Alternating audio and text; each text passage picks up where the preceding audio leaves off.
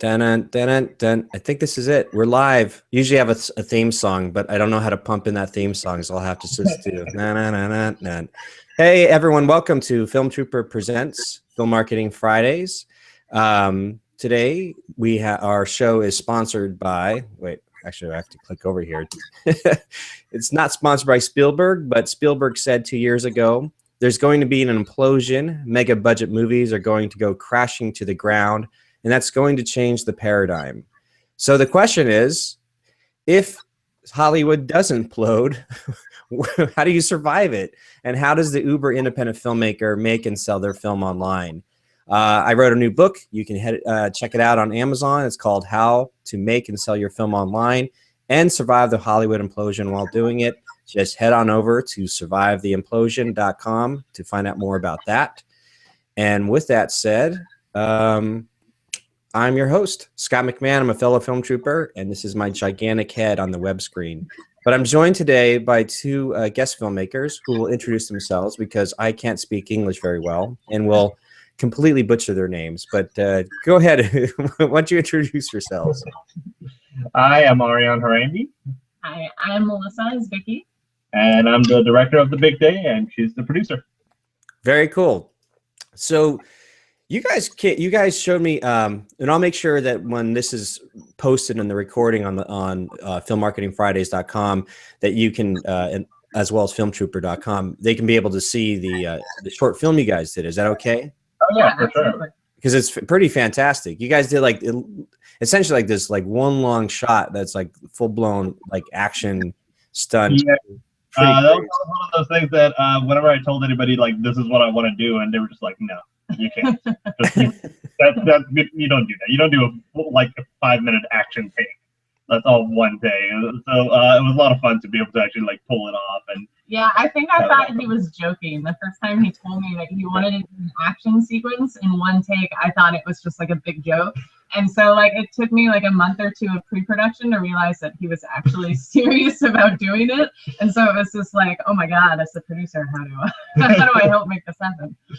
That's pretty crazy. So tell me, so that was really, that must have just been blast to be like, we did it. We pulled it off, And actually my cinematographer, who's actually also my Steadicam operator, he's really, really good at what he does. And even he, on a day of rehearsal, when we finally did the whole run through, he pulled me to the side and was like, up until this moment, I did not think we could pull this off. It was really cool because we had instant playback and everybody on set was kind of getting more and more psyched as the more takes we did and the more people got to see a little bit of it come together until we finally got to do the big take all at once. So it was a lot of fun, yeah. Nice. So what's brought you to this next project? What's the name of the film again? The Big Day. The Big Day. Now this is a feature film project. Is that correct? It's a feature film comedy. What we're doing is we're combining the best elements of a wedding comedy and a bachelor party comedy together to kind of give you both points of view of the girls as they're getting ready, as the guys are getting ready, and everything that just kind of falls apart in the day of the wedding.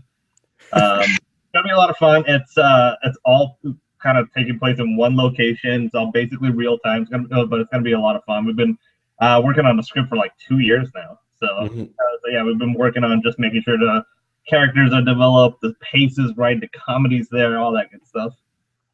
Very nice. So that's gonna be fun. This actually is because that's the topic, or that's the storyline or through line of your film. That should be very helpful going into today's questions. So we can jump into it since it is Film Marketing Fridays, and you brought up you had 8 questions that were really great. They're really poignant, and I think there's a theme to this. And we might as well get into the slides. And as we talk about the questions, we can talk more about your film because I think it all becomes relative. So cool. So let me jump over here to the slides. I think this is it. So the technical, Now, do you guys see that slide? Yep. Yeah. Okay. You know what? I'm going to go back. Sorry. Everybody's like, wait, because Google Hangouts actually gives me 2 options, and I want to make sure I give the right one. Oh, interesting. So do you see that one? Yeah. Okay. Good. God, I hope everybody else does. It says it does, but here we go. So based off of the 8 questions that you sent me and all the research and curation I did of the questions, I came to the conclusion that maybe this theme of this show should be why you only want to sell to one person. And so this will explain it as we go through this. So your first question was, what's the best way to go about building an audience before you have a product? And we can get more detail like that. But I just want to make sure everybody understands what kind of questions were asked and how it kind of piggies back to why you only want to sell to one person. But I'll explain later here. So question number 2, you asked, what are other marketing items that we should capture during production that might prove to be useful later on? Question number 3, what are the most effective ways to build an audience? Question number 4 is, what type of marketing materials does an indie film need to create it in order? Sorry, I can't read English. What type of marketing materials does an indie film need to create in order to either gain a distribution deal or self-distribute their film? Question number 5, how do you best determine your target demographic, and how do you construct your marketing materials to appeal that demographic? Question number 6, are there any other ways to find an audience for a completed film besides social media? Do live events or college campus screenings work? And in question number 7, do you have any tips on how to gain a viewer's trust when you don't already have an existing fan base? And then question number 8, most low-budget films don't have any celebrities and big names attached. Once the project is completed, what's the best way to get the distributor's attention? Okay, cool. So this all comes back to why you only want to sell to one person. And the reason why I bring this up is before we start any journey down like creating a marketing plan, obviously everybody tells you, you got to know your audience, you got to know your demographic, all this kind of stuff. Maybe the most simplest way to approach this is simply goes, who's the one person that's going to buy this film? And then, so why you would only want to sell to one person is, number 1, it provides you focus. So instead of trying to worry about pleasing everyone, you can just focus on that one person. This is a made-up person, by the way. This is like your made-up avatar. Then it also personalizes your marketing message. So everything that you do is as if you're speaking to that one specific person. But because you're so specific in the way you speak to this person through your marketing of your film or what you're sharing, it shows the vulnerability. It doesn't seem like you're trying to pander to everyone. And it also, because if you're so specific about it, people might actually feel like you're talking to them. It's kind of a weird phenomenon. But anyway, it also builds loyalty, because if you're so personal in your messaging and it feels like you are speaking to somebody very specific, somehow it builds the loyalty that you want. And then the one person will eventually lead to many. So that's why you focus on the one person. And really that one person is the ideal fan. And with that said, we're just going to have some fun, because we're going to click over to this modified worksheet that I have, and we're going to fill it in. It's like 20 questions, but we're going to basically come up with your one person, your one ideal fan, your one avatar. And because once we complete the checklist, then we go back to your questions, and you'll see how much easier it is to answer your questions once you know exactly who that one person is. So let's imagine, let's jump over to, where's my screen? Oh, let's see here. Oh, there it is. Technology. Okay, do you see that? Do you see this screen? Yeah. Okay, so this is a checklist. It's a modified checklist because there's actually 5 other questions, but I deleted them just so that we can get focused on this specific thing for you guys. So we'll start answering it. Let's imagine you got the big day. It's bachelor party meets the wedding movie. All the best comedy bits or the spirit of those movies all together. So let's decide who your one person that you know will buy it, or who you want to be your most ideal fan. That would be like, oh, I don't care if you don't have any stars in it whatsoever. It's like, this is the type of film for me. So let's ask, like, how old are these people? Like this one person, how old are they? Probably recent college yeah, grad. they're probably going to be in their like mid-20s. I'd say they're, you know, probably a little bit older than 21.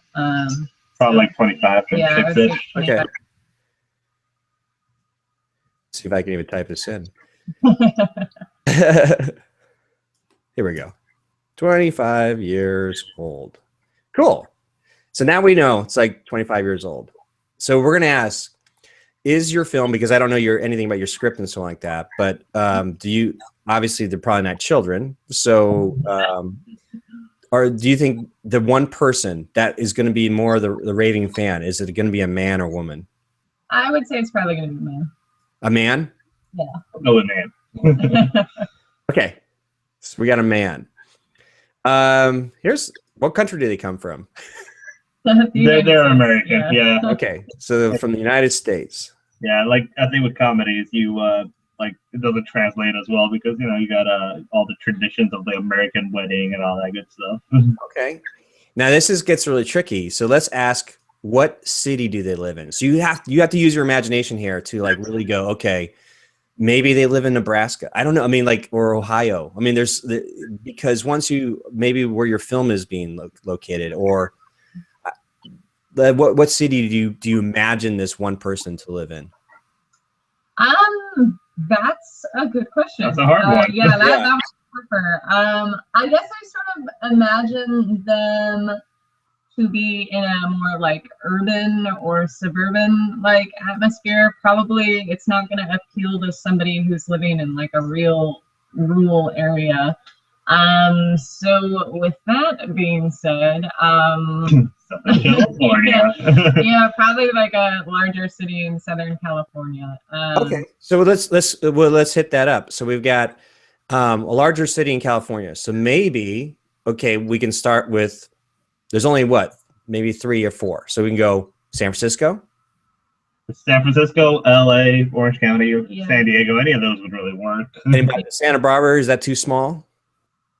Yeah, I would say more like LA area. Yeah, probably. Okay, so you're doing LA. Okay, now LA is pretty big, so let's get crazy. I know this is crazy, but there's like, you know, Orange County and stuff like that. There's so many factions. Somebody growing up in Downey, you know, sees their world differently than somebody growing up in Mission Viejo. So let's see. Orange. So yeah, maybe Steve Orange, maybe. what, Orange, California? Yeah, Orange, California, maybe. Okay, so the reason I asked that is because like your film may. So right now we have a male that's 25 years old growing up in Orange, California. Yeah. And so now you start painting a real detailed picture of like what, you know, what strip malls are going to, like what their normal routine is, you know, because you're getting inside their head.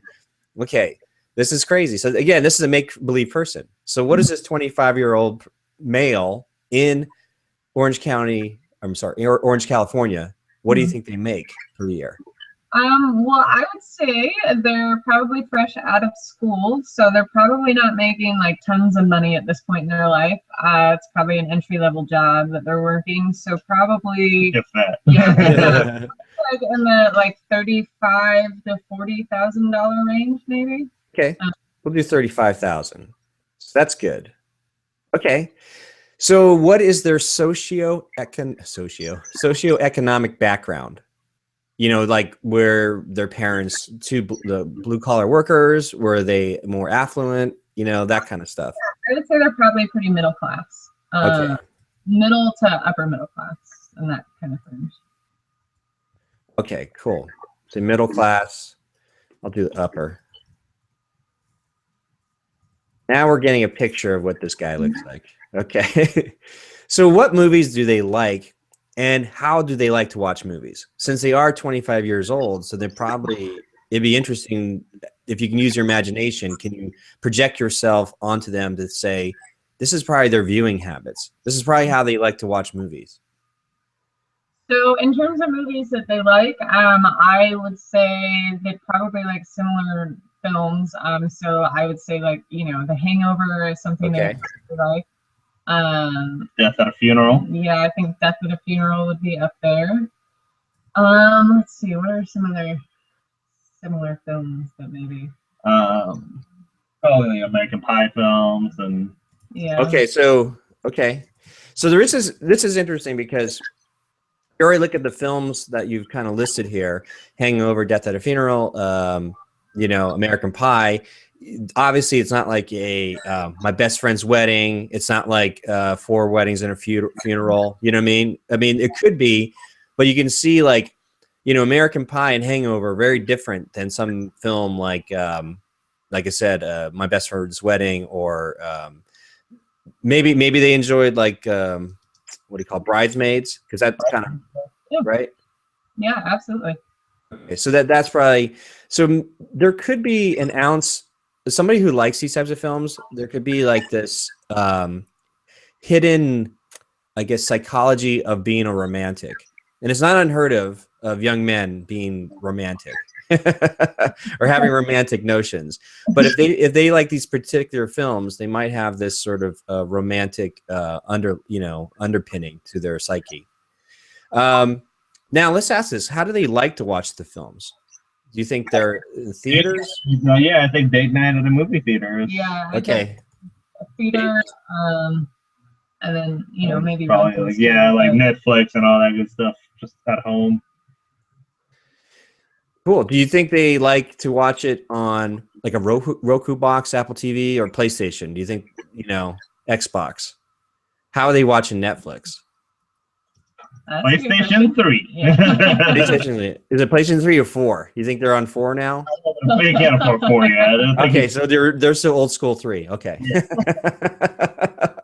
Okay, so you begin to see this person come to life right now. Mm-hmm. And so that it's going to help knowing how you're going to start devising your marketing message and how you put together your materials. So you're speaking to this one person. Okay, so what music do they like, and how do they like to listen to music? Well, that's a good question. I don't think I'm up on my. Yeah, let's see. What does Dixie listen to? Yeah, I would think they'd like anything that's sort of like popular right now. They'd be more like mainstream music, probably like rock. Yeah, like listening to K-rock. Yeah, I was just listening. Anything that's on K-rock is probably. Or Jacket. What? Let's face it, your film, does it have a certain tone? Is it multicultural? Is it, is there going to be a hip hop element, or is there more of like what I call hipster folk, or I mean, this is me putting genre names in, but yeah, the music in the film is more like alternative and ska. Like we actually have a ska band in the film. Oh, see? Okay. Okay. So there you go. Okay. Somebody probably, let's just make this ideal fan somebody who likes like probably indie rock. Yeah. I'm guessing there's something going on with a lot of young people fall in love with the 80s. I mean, do they have like an 80s thing? Were they fans of like actually, yeah, the guitarist from the band was like totally, yeah, I think 80s would be a good way to go. Maybe 80s alternative. There's a whole slew, like there's that world. Kind of, well, you know what? Would this person, would they be a fan of like 500 Days of Summer? Yeah, I think so. They would probably like that film. I liked it, so why wouldn't they? Well, you know what I'm saying? So there's a style or tone to that, which is great. So, okay. And maybe if that's the case, if, they might be a fan of some John Hughes films, maybe. Sure, yeah. You're like, okay. So now it's indie rock, alternative, and ska, which is really, like that's very narrow, but that's really cool because you can use that to your advantage in your marketing. Okay. So let's go to number 9. So what do they read? They read books, magazine, blogs, and how do they like to read? Are they on their iPhone? Are they on an iPad, a Kindle? Would they like magazines in the toilet? I don't know. Things like that. I guess I would maybe think they're reading actual books. Probably not on like a device. I mean, if they did have a device, maybe an iPad, but I don't know. They're probably reading blogs as well as regular books. Yeah. Let me. Blogs. Okay, so here's the challenge. So we're trying to get real detail with this person. So they're like a real person. So is there like a reference in the movie that maybe harkens back to a classic book?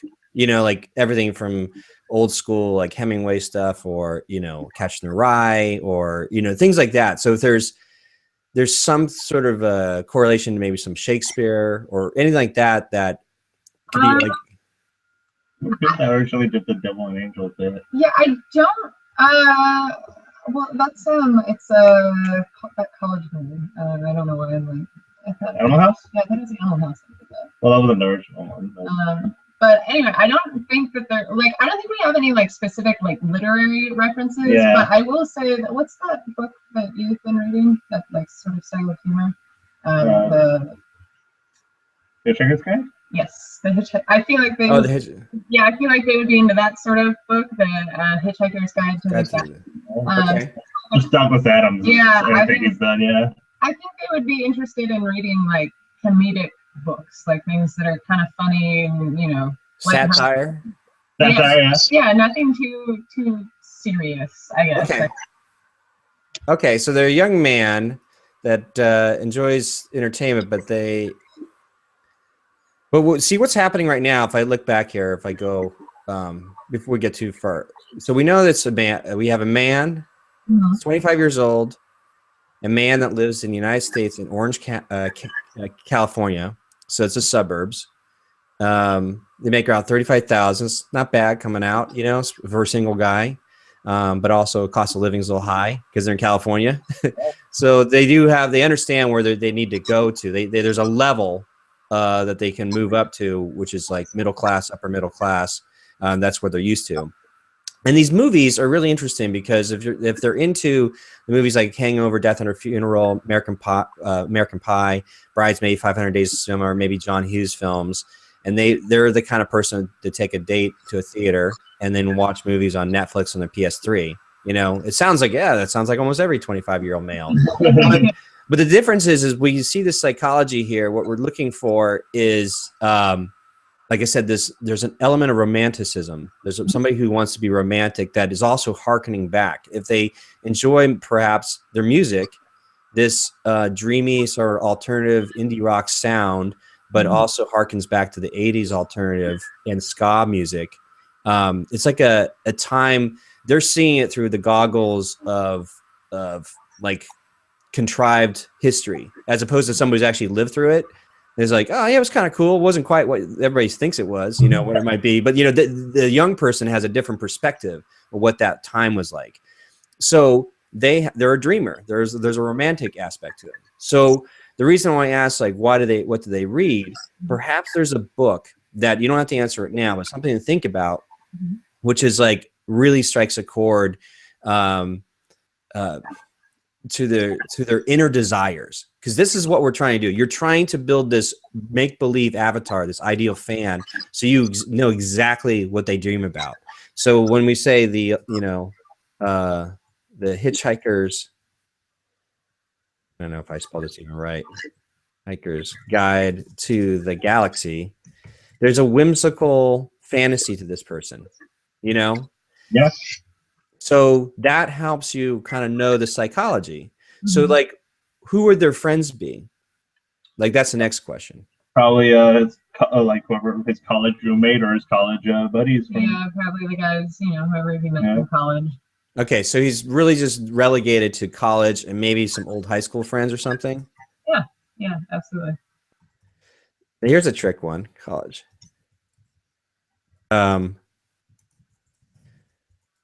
What college did he go to?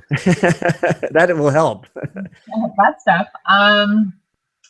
Maybe he goes to private college or Cal State or I feel like Cal State, maybe. Okay, like a state school? Yeah, state school, pretty much any Cal State, Long Beach, Cal State, Oregon, whatever. Okay. All right, so this is getting a little bit heavier because now we have to think about their family. You know, because now you're like, oh my God, is this person white? Are they black? Are they Asian? You know, are they Iranian, Armenian? So that is now you're got to dig deep and go, okay, you're making complete person. This is like weird science. You're making, but now you're making the ultimate ideal fan. So what would their values be? Probably loyalty to like significant other. Are they a monogamous or they are a player? You know, that kind of thing, you know? Yes, you know, like I think I mean we established that he's a romantic, so I think he's definitely a monogamous guy. Okay. So he has right? Yeah. Monogamy. Is he a churchgoer or goes to the you know, Sabbath or things like that? Probably not a churchgoer. Not just. I suppose he could still like, I don't know, have some. I'm sure he believes in like semblance of religion, but he's probably not somebody who's going every weekend. Our film's a little scandalous, so I think if he was going to church every single weekend, he might not like the content. Okay. So I got you. So you got somebody who's believes in like monogamy, maybe like true love. Like there's like this aspect to him that like true love, but maybe has like a dark sense of humor.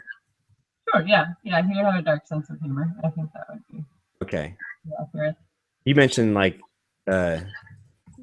taking life not so seriously. You know, we call that fun loving. So their values, but they're not bigoted. They're not, you know what I mean? Like are they, you know, growing up in California, they're not racist, things like that. Pretty open-minded. Especially, we actually have some of the main characters in the film. We have a gay couple in the film. The bride's mother is actually, or I'm sorry, the bride's father is actually gay. They would definitely be okay with that. They'd be very open-minded about okay, that helps and stuff like that. Cool. So now we're seeing this person come together. Now let me ask, what do they like to spend their money on? They only probably have so much money at their disposal, but this is going to be helpful for you guys later on. Probably going out with friends. Yeah. Probably grabbing a drink or two with friends. Okay. And then date night. Yeah, sure. Spending some money on his lady. So does this person have a girlfriend, you think? Yeah. Yeah. All right. Let me ask you this. How long have they been with this girlfriend?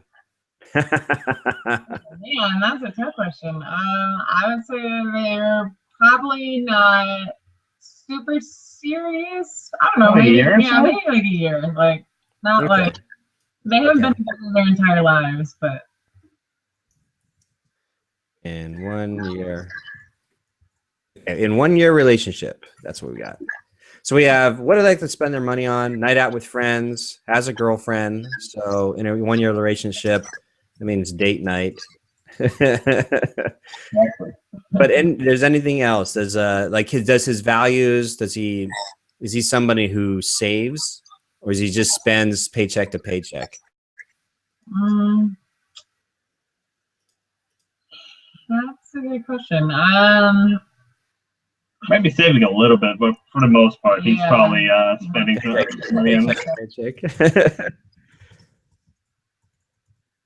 Okay, so like you said, it sounds silly, but all this stuff comes into play later. So,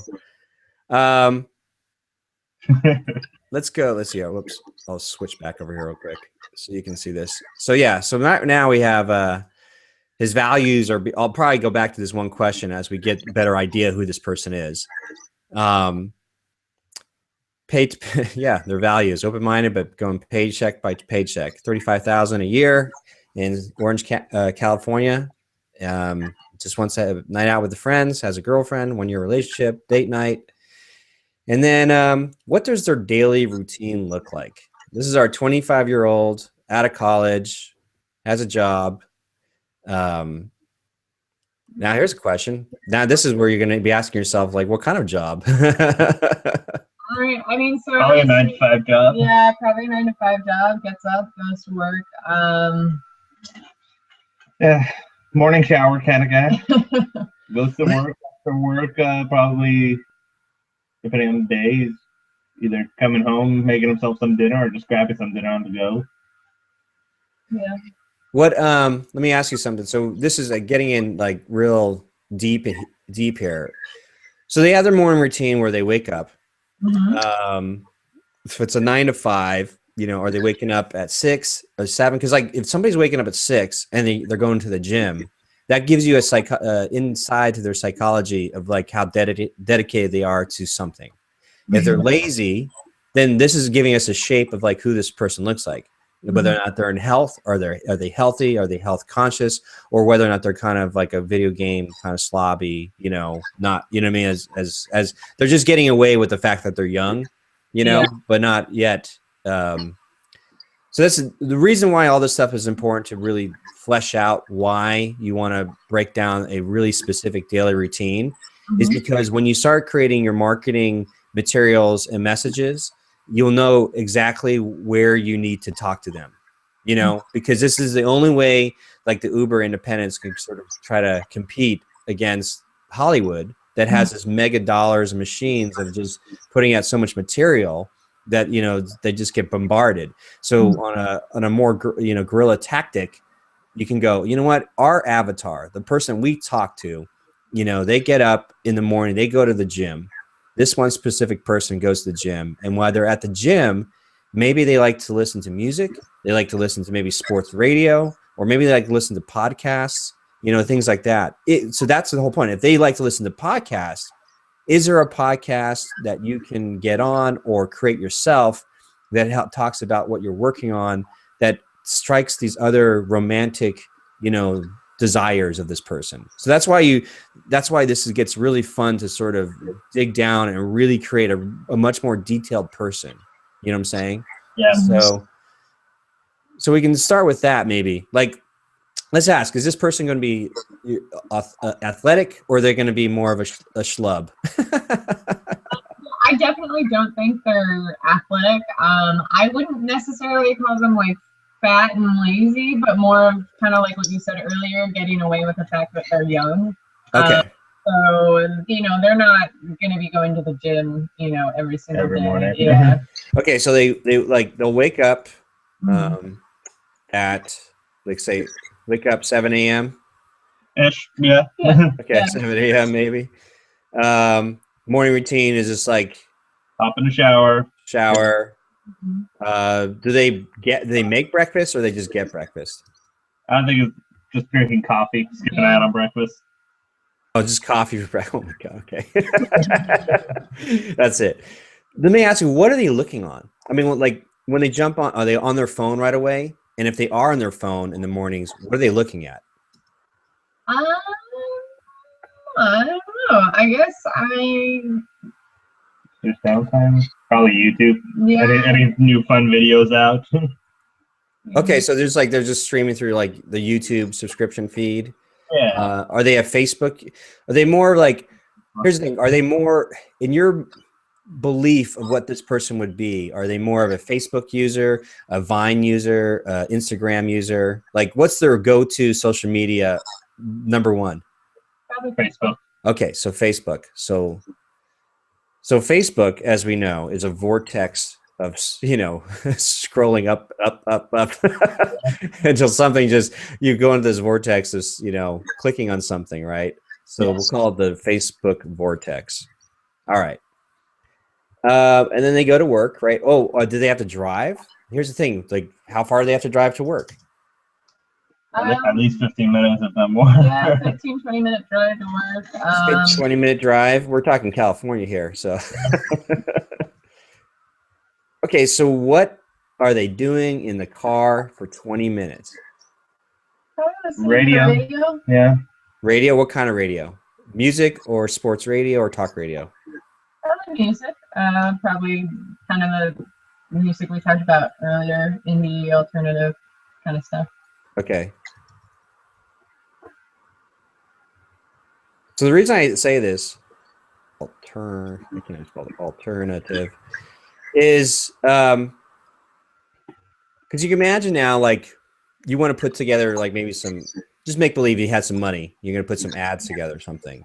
Like, you realize once you know the daily routine of your avatar, and it's like this one person is going to represent a lot of people. But if you're very specific in who you're talking to, then you know, like, well, you know what, we might just put together something like an interesting ad for the local alternative radio station for this morning commute. You know, like figure out what the ad spend is on that. And it'd be really interesting because you might like, look, we have a premiere coming up, you know, blah, blah, blah. And it's like, it's in the spirit of all these things. And if you can touch upon all the desires that this specific avatar, this ideal fan has, then you know exactly sort of who you're talking to and how to reach them. You're not just like all of a sudden throwing it on public access television, hoping that maybe he might find it. You know what I mean? You want to be real specific, you know, for him to find it. So okay, so he's at work. I'm not too sure what he does at work, but obviously he has breaks. What's he doing during break time? Like, what does this person do during like their personal time, lunchtime? Do they go out and buy lunch and have conversations with their coworkers, things like that? They probably buy lunch. Probably. Okay. And I guess when they're on the break, I don't know. Are they? Do you think this guy? Hanging out with whoever will talk to him. He's a pretty social person. Yeah.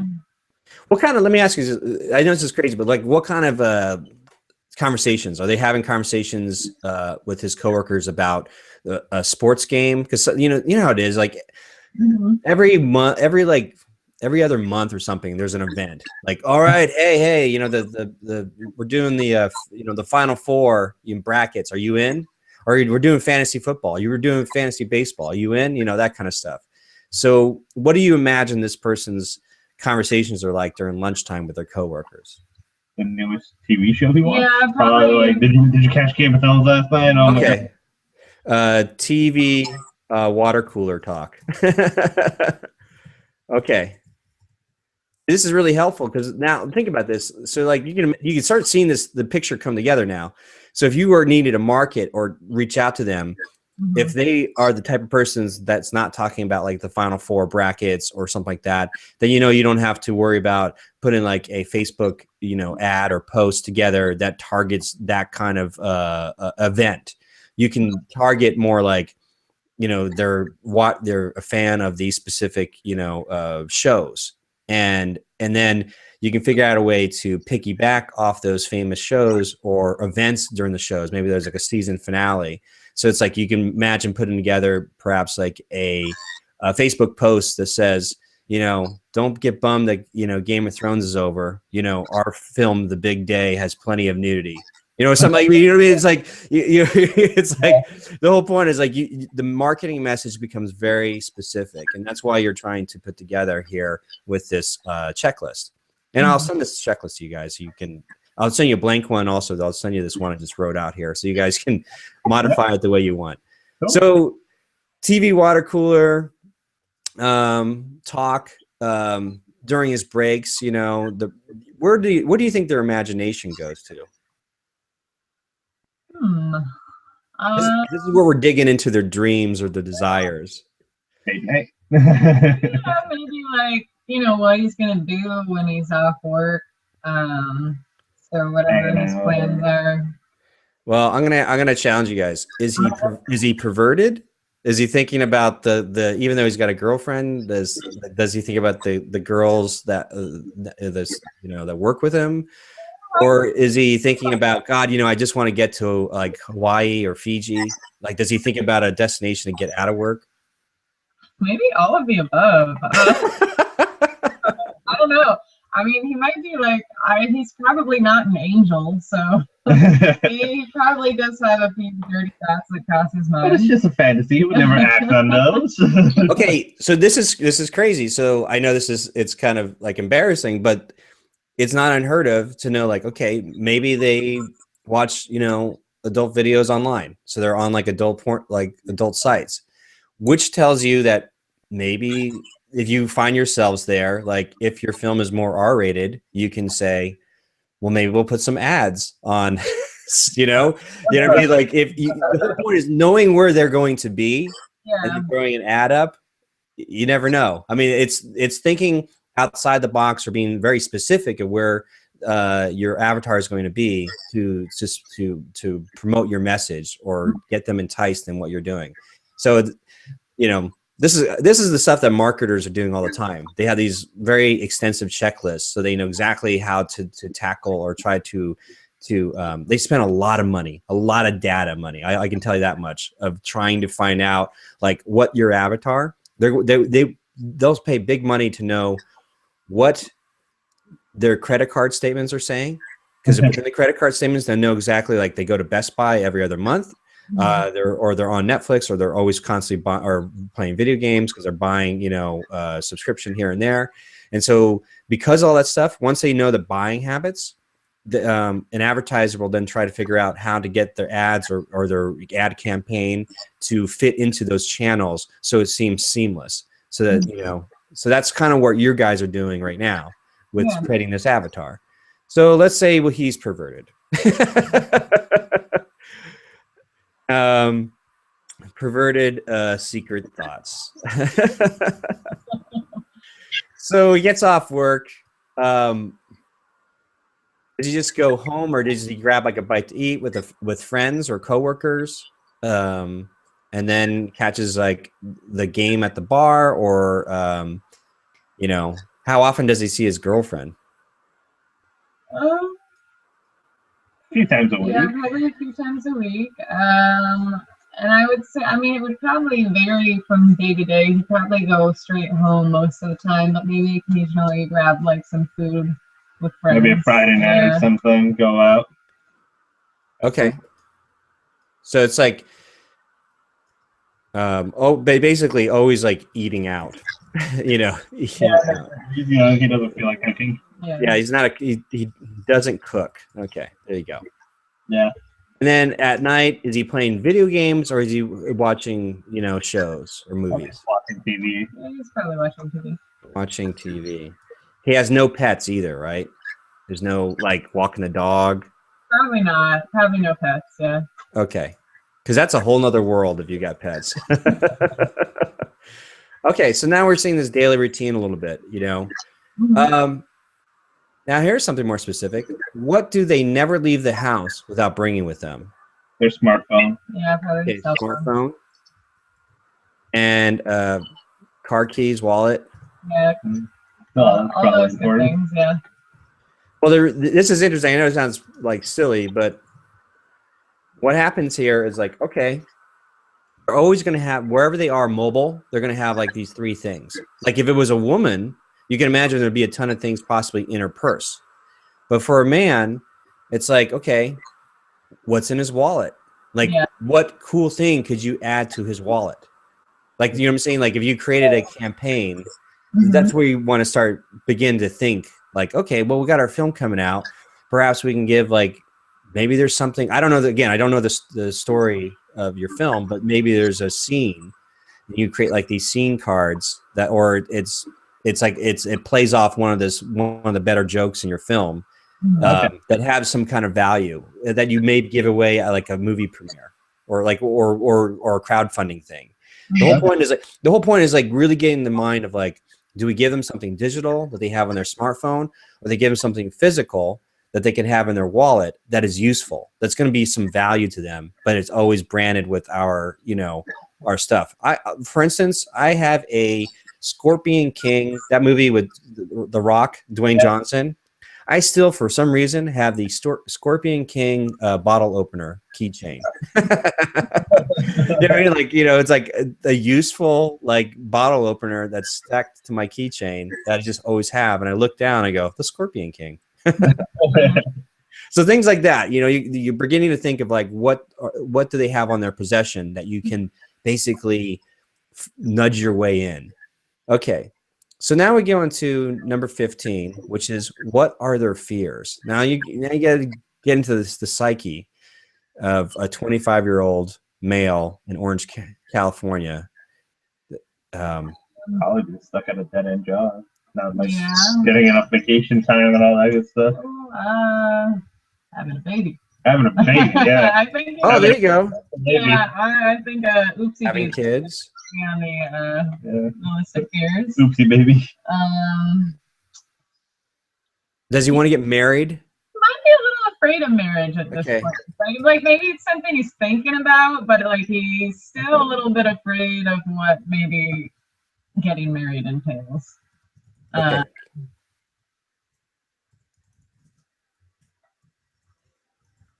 What else is he afraid of? So here, this is really important because check this out. So if you're going to film about bachelor parties and the weddings coming together, in order to communicate with this person is to not sell it as, you know, you're going to love to be in love and love to want, you can't wait to get married. So really the angle is like, this is the most fun, like bachelor party, you know, whatever events that could happen that you probably heard happen to your friend. So you know, making them be like, you know, I would just love to support my friend and be there, have like if the perspective from your ideal fan or your avatar is that they're probably looking at your film, and as long as you sell the communication, the marketing message is this is a party for you, as opposed to someone who really wants to get married. It's like, this is the most fun you'll have until you get married, you know, because like Hangover worked because they just use the marriage, the wedding as a backdrop, you know, to have fun and debauchery, you know. Where the Bridesmaids, there was this thing, the psychology of it was that Kristen Wiig's character, there's a lot of people, the whole term being a bridesmaid is like second, you know, second to the bride. Yeah. It's like your second choice, you know, it's you're never like top dog. I mean, there's this psychology behind that. So you have this thing called the big day, but so the big day can mean a lot of things. It can be like not just the wedding where everything ends or life begins, you know, like a transition.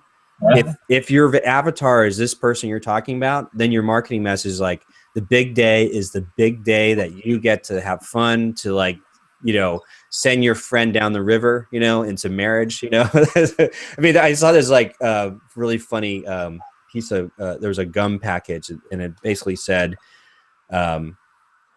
check with your doctor if side effects are bloating, weight gain, lack of sex drive.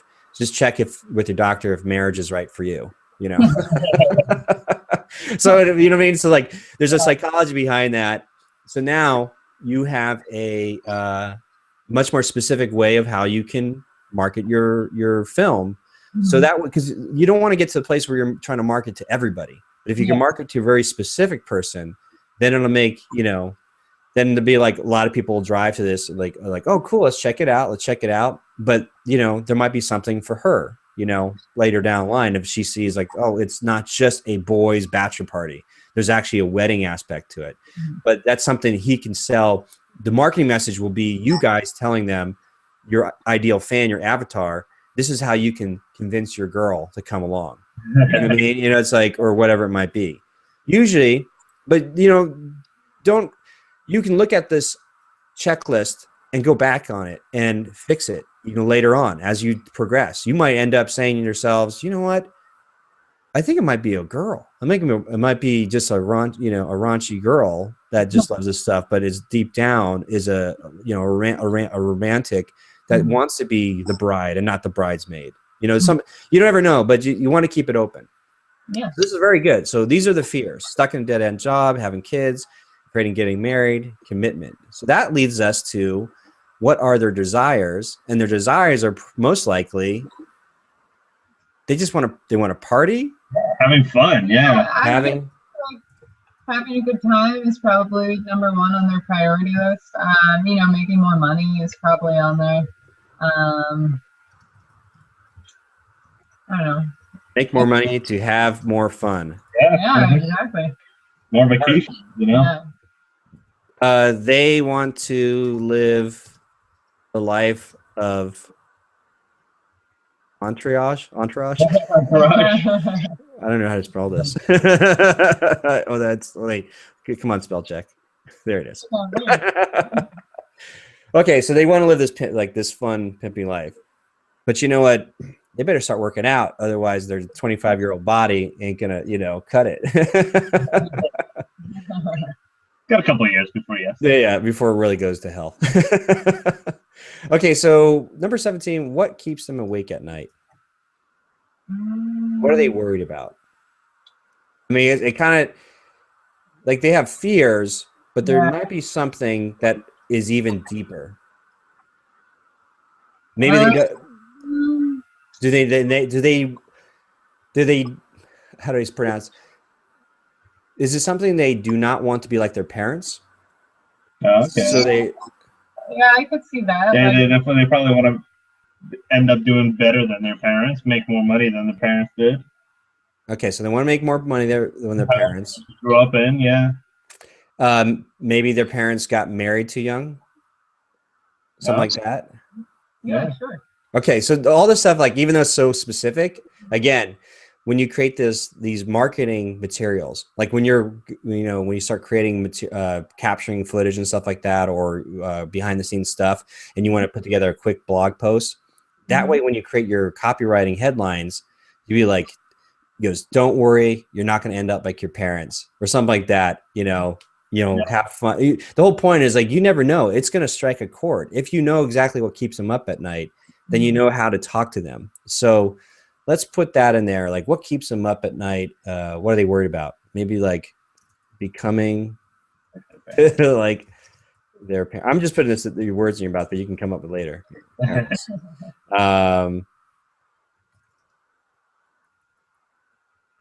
There you go. So let's just go down to number 18. What do they dream about? Again, it's part of their desires, but this is like you said, they want to do better than their parents, and maybe and have more fun than they ever did. There's a parent or a daddy issue or mommy issue right here. Yeah. Did I write that? They have more fun and have more fun than they ever did. Like, I might as well make it a real sentence. Okay, we got 2 more questions. What do they aspire to become?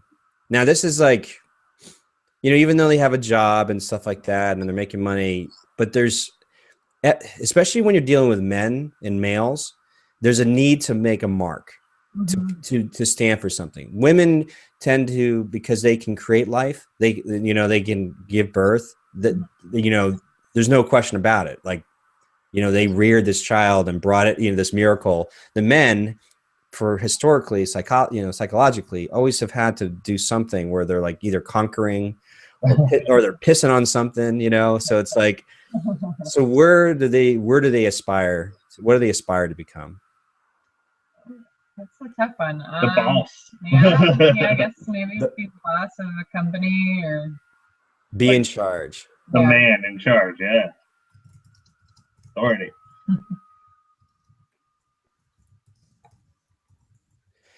Now, this is really cool because when you look at this, when we say, what do they aspire to become? I say, be in charge or be the boss.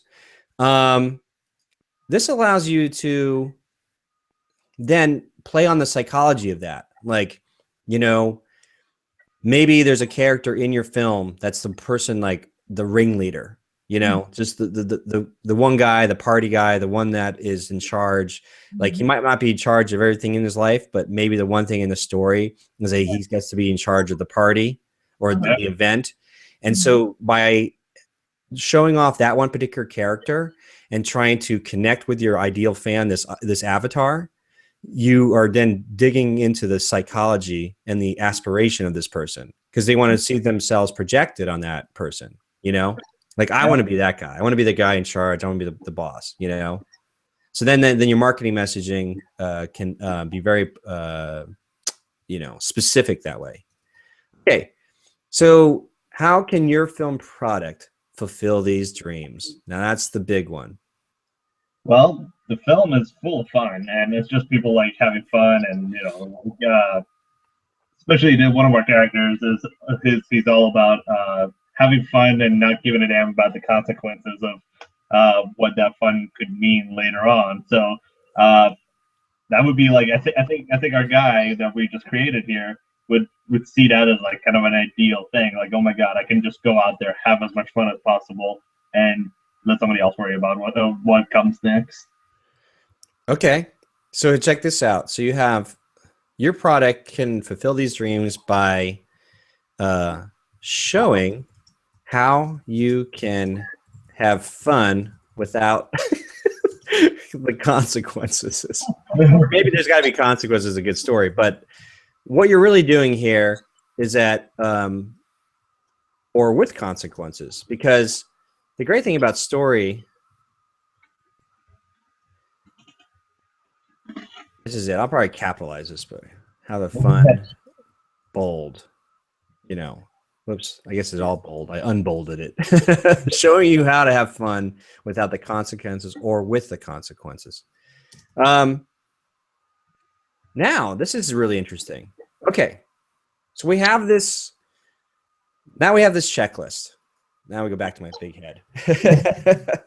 So this is now it's maybe not fully fleshed out, but maybe you want to name this guy. What do you want to call him? What's his name? I don't know. Roger. So hey, now we're going to talk to Roger. Okay. So now we have this ideal fan, this avatar put together. Then we know who he is, like the inner workings. Now let's go back to your questions, and let's see how this all applies. Let's see here. I think this is it right here. All right, you see that, the ideal fan? Yeah. Okay, so now we know who Roger is. So question number one: what's the best way to go about building an audience before you have a product? Now let's imagine Roger. We know what his daily life is like, right? Yeah. So the end game is your film product. But really what your film product is, as we showed, it's going to be like a guide. It's like a video training module of how to have fun, and your film is going to show you how to have fun, but we show you the consequences and what are the consequences and not the consequences. Yeah. So now you're building an audience, and again, don't worry about selling to everybody. Just get real specific. So like zero in on just Roger, because when you're talking just to Roger, you're going to be able to talk to a lot of people. So building a product, you want to reverse engineer it. So let's imagine when your film is going to be released. Just like you pick like your estimated date, and like how you want the premiere to go. Possibly maybe it's a local premiere, maybe it's like through Tug or something, where you have a few theatrical premieres or something like that. Back it up like 8 weeks. Like, what are the 8 weeks leading up to your premiere? And then you say what you back it up from 16 weeks. So when you're building an audience before you even have a product, in the tech world they call it like building your MVP, or minimum viable product. And really all it could be is just working on the psychology. Now you know what Roger's psychology is. You can say like you can start curating other images from all those films that he likes. The Hangover, the Bridesmaid, or whatever it is. Find like the best scenes of those films and start creating those like memes, where you get like the text, like you can see like Zach Galifianakis and there'd be like this funny thing. But you can create the meme as long as there may be like a little call to action. Maybe there's a website. So like, www.bigdaymovie.com, so because the internet's like, wait a minute, you're using somebody else's movie, but you're using it to share an idea. You want to spread the idea so that the concept's there. And this is like just fun stuff to get people in the psyche of what your film's going to be about. So they might just start seeing it that's shareable, like their Instagram or Facebook. Well, let's just get specific. They're on Facebook. So is there something you can create on Facebook that is shareable that is just funny. Maybe it's just like the best scenes from these movies. And then and always pose a question, like, what was your favorite scene from Hangover? You know, you're always trying to figure out how to tie it into your film. You might not even have your website set up. You might not even have like any film shot or anything like that. You don't have a poster yet. But what you're doing is you're beginning the conversation. And if you keep it real simple and don't get complicated, you know what the psychology is, which is we're going to show you how to have fun. And we're going to use all these movies that we know that you love, that we love, and we're going to put together just some really, simple animated GIFs or just simple, still frames. And we're just going to tap into the psychology of having fun or what the funniest scene was, and then engage people by just simply asking questions, making sure that that's like the first thing, like, what was your favorite, scene, or what was the craziest bachelor party story, or what was the craziest wedding story you've ever heard, share here. And then by having like a picture from Bridesmaid or something like that, people have this psychology of like, oh, I'm connecting with you now. Like, okay, I love that movie. I have a really crazy story, share here. Maybe there's some kind of web portal you can put together that people just share the story. Here's something I'll give you. Have you ever heard of SpeakPipe? I don't think so. No. So it's a free service. If you go to like speakpipe.com, you can put it on like just a landing page, and people easily could just leave audio recordings of like, so you can ask a question like, what is the craziest wedding or bachelorette story? We would love to hear it. Share it. And like, as long as like you're curating the people to engage with you on Facebook, and you direct them towards like a landing page, like big day speakpipe.com or whatever it might be. So then you start just getting these stories of people sharing it with you. The data you collect with these amazing, outrageous stories that are maybe sent in anonymously, so you don't have to worry about their identity, but you gather them and then you repurpose them. Then you start sharing, like, last week we asked you what the craziest bachelor stories or wedding stories, and here's some of the top 5 that came in. And then you create like memes or little blog posts or little videos but you're giving back to the audience, and you're starting that dialogue. And so when your film gets to a certain place where you're gaining traction, maybe you got the poster, maybe you got like one scene that you can share. Then it's all in alignment, because Roger is in that mindset. Roger's like, cool. I always love these, like every day they bring up the crazy bachelor, because I can't wait to my buddy's bachelor party. Like they're thinking like they need some great ideas. If I'm going to be the boss, if Roger's going to be the boss and the one in charge, what other great ideas can I have that, that it would make me look great? That makes me look like the king. So you can, if maybe that's it. Maybe that's the avatar you push, is coming up with insane ideas, but maybe you don't have to come up with the ideas. You're asking the questions, you curate the information, and you feed it back out to the audience, and somebody goes, oh my God, that's ingenious, I'm going to use that one. So going back to question number 1, I think that's this one here. What's the best way to go about building an audience before you have a product? Start with something that's small like that, but you're keeping yourself in alignment with the psychology of Roger. So question number 2, what other marketing items should we capture during production that might prove useful later on? Again, Roger, his avatar is like, I want to know how to have fun and be the boss. That's like his psychology. So when you're making like behind the scenes footage, maybe it's not just necessarily about how you made the film, but really what you want to probably do is create something that says, I'm going to, maybe start creating like a how-to guide or short videos. Maybe your stars turn to you, or so the crew members, like, you know what, if you want to have fun, here's the craziest story, and have somebody share their story or a story they heard about a bachelor party or a wedding. And then you start collecting these little tidbits. So it becomes like the daily or weekly, fun tip of the week, for bachelor parties and weddings or something like that. So that's what you can do that's outside of the box of just doing the standard, like, well, this is the film, here's the actors talking, and like, that's okay for the filmmaking world. But let's imagine Roger is not in the filmmaking world. Like you said, we already know his psychology. His psychology is, I want to have fun. I want to be the boss. So your videos can be, or materials you capture can be in alignment with that. Does that make sense? Yeah, absolutely. Okay, cool. So number 3, your third question is, what is the most cost-effective ways to build an audience? Well, there's an old saying, you know, you can have it fast, cheap, or good, but you got to pick 2. So if it's going to be cheap, then, and you want it to be good, it's not going to be fast, you know, so it's going to be slow. Obviously Hollywood with money, they can eliminate the cheap factor and still be good and fast because they have money, but the independent can't work that way. So you're going to have to just, you know, build it. But if you build it specifically to Roger, this imaginary of avatar, you know, there's a lot more Rogers out there. But the way that you speak, you know what? You might even just do all your marketing materials right off the bat, like, hey, Roger. And everybody wants to like, why do you keep saying, who's Roger? Who's this Roger? Becomes like this mystery person who Roger is.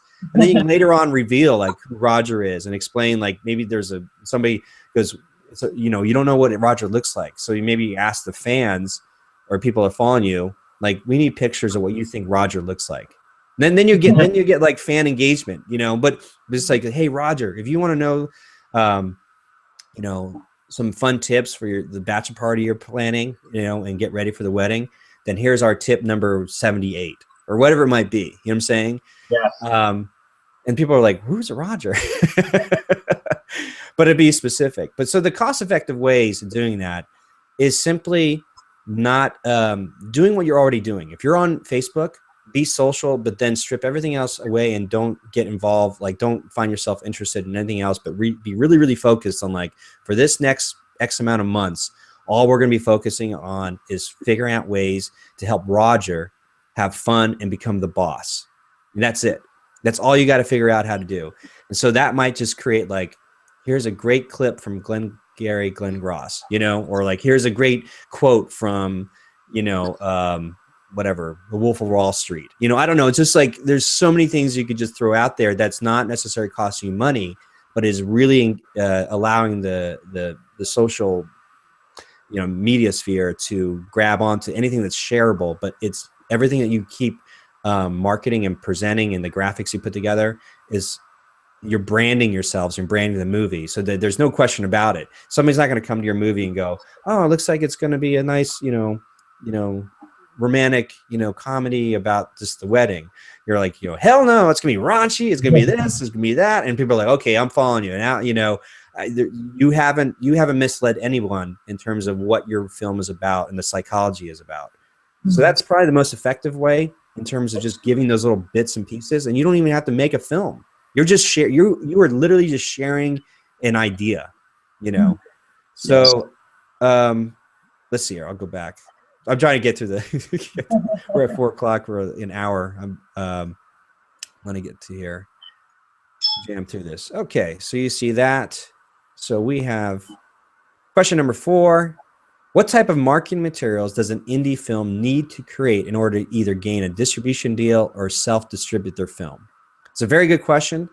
So let's just look at it this way. The landscape of independent distributors, the companies, is changing.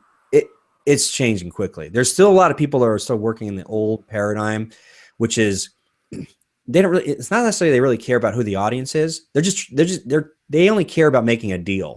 So if you ever go to like an American film market, the one thing that's missing in that whole circus is the audience. Because what it is you as a filmmaker go to like American film market, the only audience you are trying to get is a distributor or many distributors or many sales agents or markets across the globe to buy your film product or you know, do a pre-sale or whatever it is. You're just trying to land that deal. So the only high that everybody gets at AFM or any of the film markets is just making the deal. Because you're just trying to make the deal to cover your budget and more, and then regardless whether the film does well or not. So when you become like the uber independent, then you got to deal with the audience. Then you're like, okay, that when you're doing the self-distributing or direct distribution to an audience, then it all becomes about the audience. There is no middleman in anymore. It's like, okay, how do you create all this, marketing materials for them. Already, we just talked about it. If you are creating a following and you're creating the psyche of like, we're helping Roger have fun and become the boss, and then all of a sudden you have 35,000 versions of Roger, what it is like distribution companies. What I'm hoping will happen is like you will have a baseline of your own success in terms of direct marketing and also direct sales to your audience, that if a distribution company comes in, then you don't feel like you're not beholden because that's the only deal on the table. You've already built up a very lucrative and profitable and valuable exchange between you yourself as creators and the audience Roger, have engaged in. And that is something that's very hard to put a price on. And the reality is all distribution companies and other bigger companies, they're always looking to, buy into somebody else's hard work of building that, customer base. Yeah. Distributors don't have like none of us are like loyal to any distribution company. It's not like every time Warner Brothers comes out with a movie, like, oh my God, I don't care. I don't see anything but Warner Brothers movies. None of us think that way. And especially in the independents too, nobody has that psychology. Like, it's like either the film speaks for itself or it doesn't. And nobody really, maybe it helps to see a little pedigree here and there that might be sponsored by, like we might see that headline or like that graphic. But how many film production or distribution companies have come and gone? There's only 6 major film studios, and there's all these little, what happened to all the mini majors? And it's like, but if so with that said, if you build an audience and you build like a following, and it looks like you have this cool exclusive club to these direct line of contact and communication with these people that you've built on your email list, because you might start with Facebook, but you want to get them on your email list. But if you have a very strong email list that you're sharing all those valuable content of how to have fun, how to be the boss, and then all of a sudden, it might not just be distribution companies that might be interested in what you're doing. You might have somebody like, hey, I represent this line of men's clothing, or cologne or something like that. And you have the exact avatar that I want to reach. So then it gives you possibilities of partnering up with the right companies, if indeed that serves best for what your desires are or what your end goal is. Like getting a distribution deal is changing so rapidly, it may not be the end all, because unless a distribution company comes to you and says, you did all this great hard work, we'll give you a minimum guarantee of $1 million or whatever it might be. You're like, I'm in. You're like, I'm selling out. But the reality is sometimes we're like, they come to the table, you read the contract, like, this doesn't like you're going to take 100% ownership of our license and all our hard work, and take the audience that we've created, and we're only gonna get $5,000. You know what I mean? So it's like, I want to hopefully you get in that place where you have so much more leverage because you built it on your own, bootstrapping it, but have also a very sincere direct contact with your Roger avatars all over the place, that when there's an opportunity that a distribution company sees what you're doing, or you can present to a distribution company saying, hey, I've got X amount of emails. I like what you do. I think that we can go a broader release of what we've done. We've done everything we can locally, but we haven't done a wide release just yet. Let's talk. If I'm a distributor and things are changing so much, and you're telling me you have 50,000 people on your email list, I'm like, okay, let's talk. You know what I mean?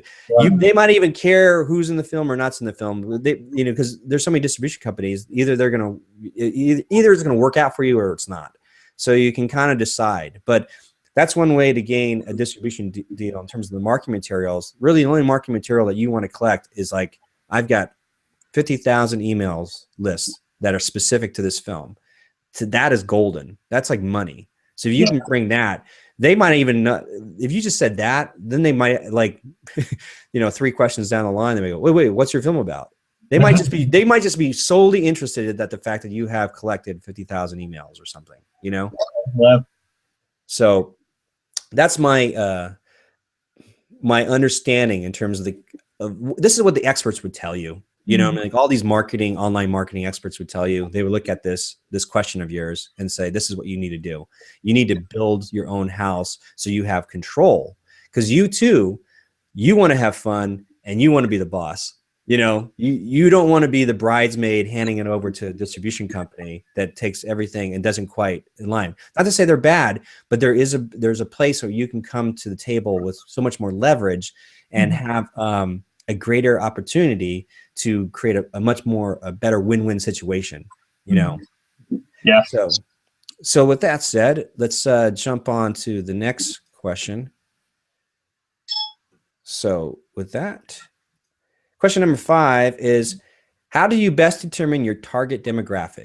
And how do you construct your marketing materials to appeal to that demographic? Well, I feel like we just did that. Yeah. we just did it. We know it's not even demographic. It is a dude named Roger. and so that's what. So we got that. So number 6 is, are there any other ways to find an audience for a completed film besides social media? Do live events or college campus screenings work? You know what? I don't think there's any rules, really. I think that if you always hear the story about why why did the railroad business go out of business? Or they didn't go quite out of business, but the railroad industry thought they were in the railroad business. They didn't realize they were in the transportation business. So when Henry Ford came around with the Model T, it just leveled them. Yeah. Kodak, we're talking about film here, right? Kodak thought they were in the photochemical processing business. They failed to realize that they were in the business of preserving memories. If they really were in alignment with that belief, then any new technology that came up that helped enhance the ability or gave an opportunity to preserve those memories, they would probably still be in business. They would evolve. They go, we're moving from photochemical processing to digital memories, because the digital camera started in Kodak's R&D department. They didn't see the value of it because they thought they were in the photochemical processing business and not the memory business, preserving memories. So what that helps for you is that if you know your film is all about, we're going to show you how to have fun, I'm going to show you the consequences, but how to be the boss. Like basically how to have fun and how to be the boss. That's 2 things right there. So now that opens up all these possibilities, because once you understand what that's your alignment or your mission, maybe it's like, we're throwing an event with Red Bull over in, Cancun. I don't know. I mean, it's like, the reality is like, we got bands involved. I don't know how this all happens. Like, there are movies part of it, but the reality is we're selling how to have fun and be the boss. Or maybe there's a whole weekend event where you help new bachelors or the best men. Like, it's just like an event just for best men, where you're going to show them how to effectively, put together an event for their buddy to have the most fun and be the boss. Something.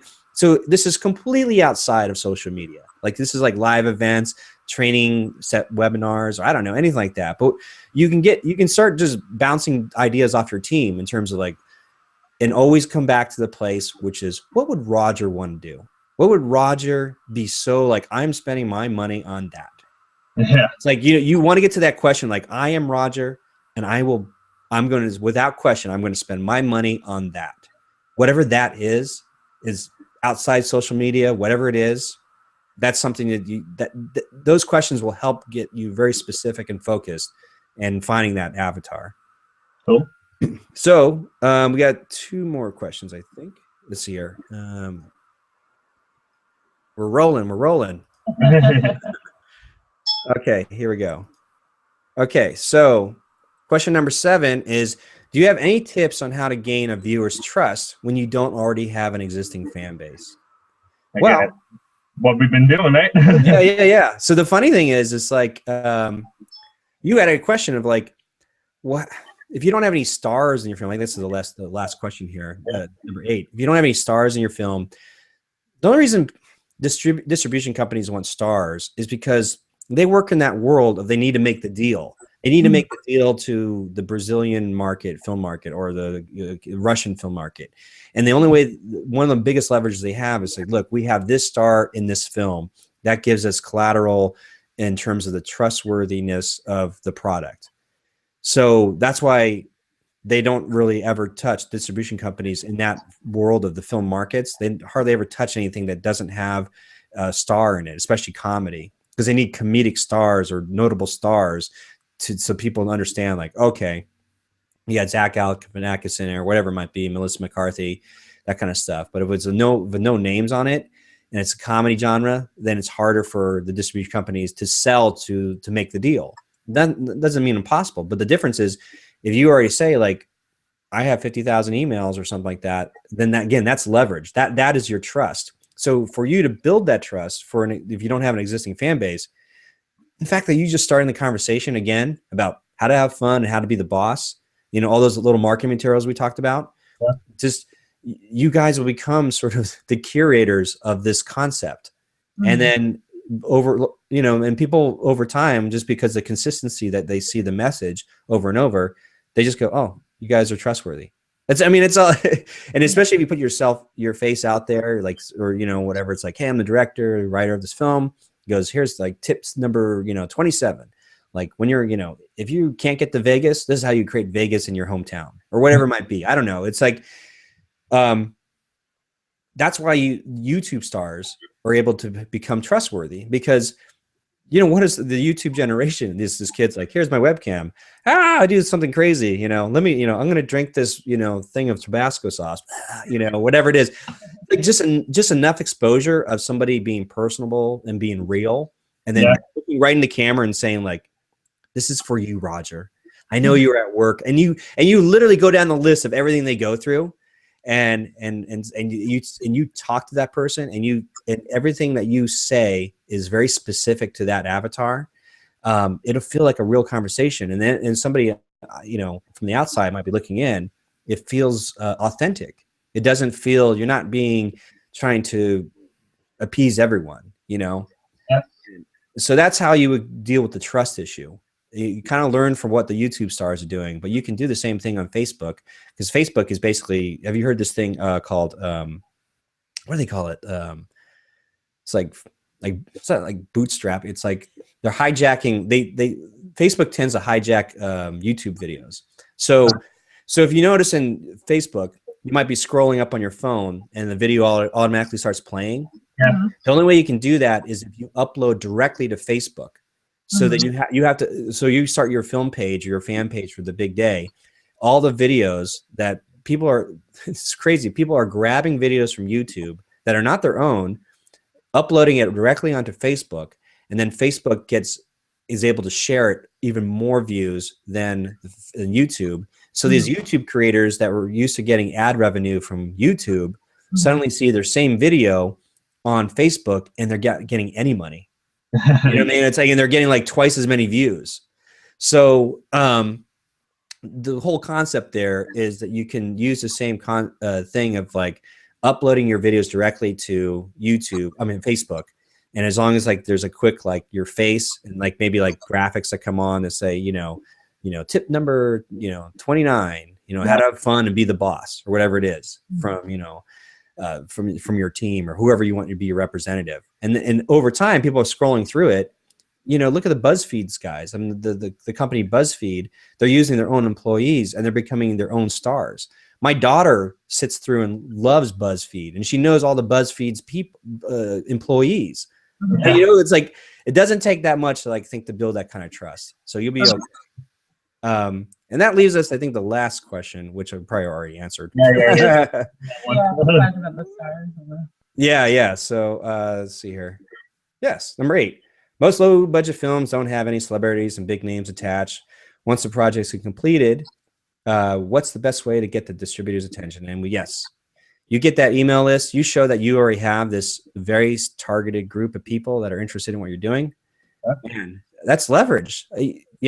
I mean, if I was a distribution company and the incentive of a distribution company is like, I need product. I need product that I can make a deal with, and I need some kind of unique selling proposition. I need this unfair advantage.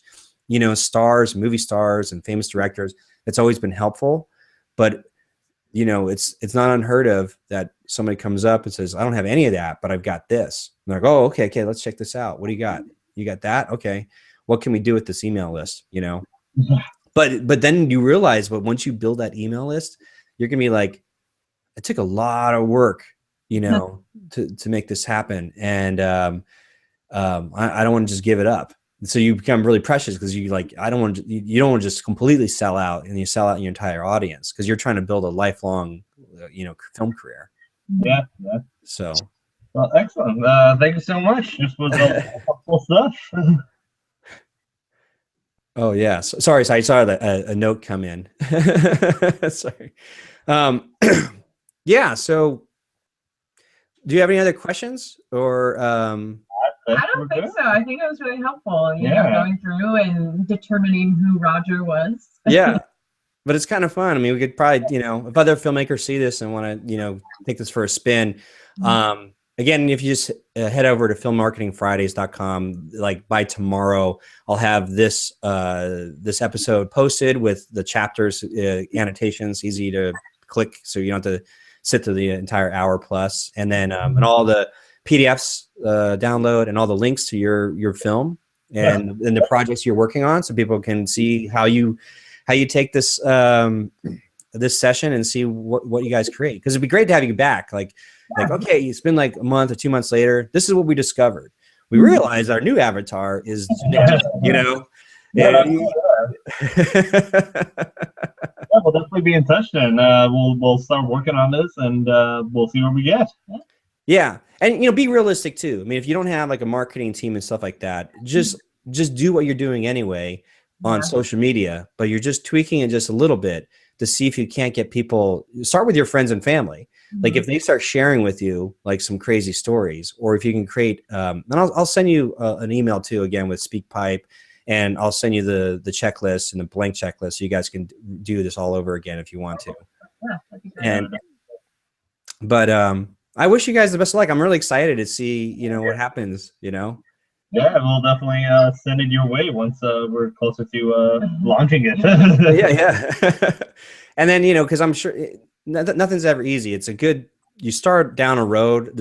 Everybody starts down a rabbit hole, and it starts down a path, and they end up in a rabbit hole because it's like, wait a minute, how do we end up here? It's like, just all this stuff about being productive too, because you're like, we have a small staff, like, or group of people that are doing this. Like, how do we make sure our effort is very concerted and focused? So, but hopefully it'll be really fun. I'll follow you guys on Facebook too, so I'll be curious to see what starts popping up. Thanks. All right, this was awesome. Thank you so much for answering all those questions for us. Well, thanks so much for coming on. I enjoyed the short film, and I'm looking forward to your new work and stuff like that.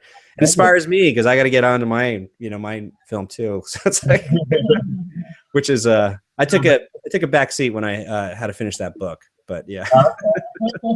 Nice. Well, at least you got to write a book, which is awesome. Yeah, now I can say, hey, I've written. Here's the thing: writing that book was specifically to see if you make a digital product and you sell it on Amazon, how could that be applied to a film product? And so that's what I'm learning. Like I'm testing it out with my book, but then kind of like harness it and clean it up so I can say this is probably how you would do it with a film product. So that's I'm the crash test dummy in that way. Awesome. And we'll definitely be in touch then. No problem. I'm gonna finish up here real quick with paying some bills, and so everybody can see this.